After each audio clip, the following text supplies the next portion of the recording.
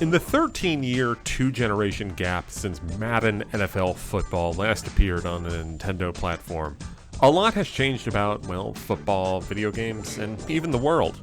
One thing that hasn't changed all that much is that a good portable football game doesn't really exist anywhere outside of a few years on PSP. Even the recent PC releases of Madden haven't translated to a dependable Steam Deck experience, as it isn't even natively compatible with the Valve Handheld. While the Switch 2 release of Madden NFL 26 isn't flawless, it's a more than satisfactory return to the world of Nintendo for the NFL that more or less replicates the PlayStation 5 and Xbox Series X experience with reasonable visual drawbacks and longer load times. The Switch 2 version is the best portable Madden game I have ever played, and even the docked experience is totally fine. Since it's been so long since Madden has been on Nintendo, it makes sense to break down modern Madden a little more granularly. The game has head-to-head options and quick play, as well as a robust franchise mode for a deeper simulation experience, where you can take a team and then go through many different seasons and years and years and years. Madden Ultimate Team, an online microtransaction-heavy card game, is still a major driving force of the entire game, making a lot of it require an online connection. That being said, not every aspect of the game is locked behind the internet, and the game is usually relatively clear as to what needs online and what doesn't, even offering options for franchise for offline and online play. I dabbled in the microtransaction paradise, or is it purgatory, that is Ultimate Team for a little bit without spending real money, and I can understand the collectible card appeal of building up your squad. While it doesn't seem to be as generous and expansive as MLB The Show's similar mode, you can still get a nice experience without opening up your wallet. Ultimate Team is also a big part of the competitive aspect, as you can play games online. In general, I would not recommend the Switch 2 version if you're going to be a competitive Madden player. First off, crossplay is only available for other versions of the game, so the pool of players will only be the ones on Switch 2.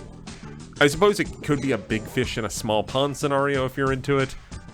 In general, I don't actually disagree with EA's decision to make Switch 2 not a part of crossplay, because any Switch 2 player would be at a severe disadvantage by virtue of being on less advanced hardware.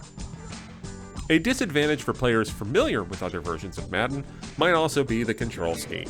During games, I initially kept pressing the B button, where X is on the PlayStation controller, to go to the next play, but that would trigger a fake spike play call. It was maddening. Yeah. The A button on Switch is used to progress, which makes perfect sense in Nintendo land, but definitely is off-putting to someone who has played Madden on PlayStation for the last few years.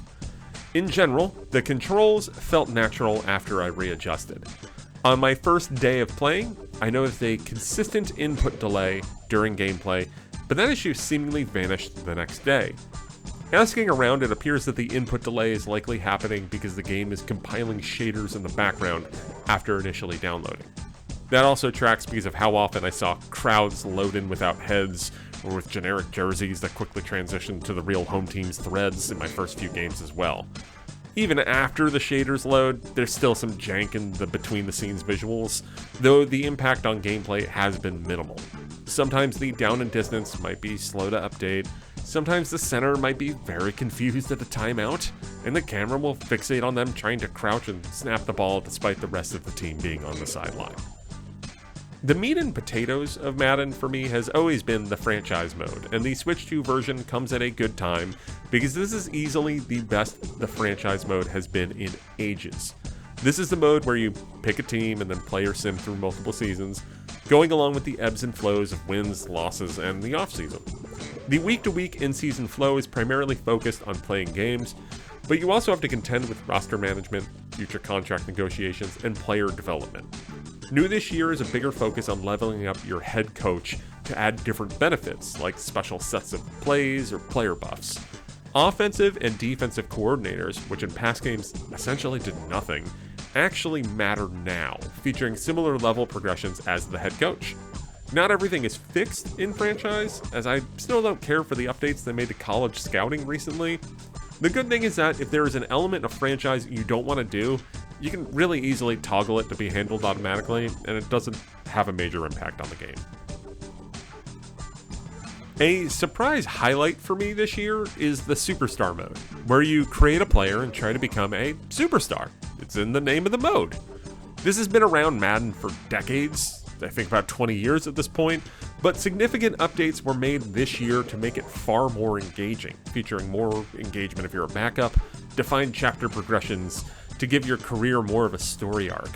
It also is a layered system where you level up your influence with players, coaches, fans, and more to give you boosts in different opportunities. Befriend a hacker, and you can parlay that into altering your player's base stats. Make nice with your agent to get to a point where you can demand a trade. I messed around with multiple characters, and while I can see some of the connective tissue behind the scenes, I'm actually really impressed by the variety that's come out of my experiences. At a glance, Madden on Switch 2 isn't visually impressive, but after playing a ton of the game docked and handheld, and also coming off of years of PlayStation 5, it plays totally fine. The load times are kind of long. Sometimes crowds load in weird. But the gameplay, easily the most important part, is not an issue. It's evident to me that the team at EA Sports tried to do what they could to make a solid version of Madden early in the life of the Switch 2. It's rough around the edges, but it's the most feature parity a Madden game has had on a Nintendo platform since the age of the GameCube. I hope that, unlike Madden on 3DS and Wii U, we get to see EA Sports take another crack at bringing Madden to Switch 2, because the initial release captures the fun of the game, and future releases could refine and improve all of the technical aspects and make it something really special on Nintendo systems again.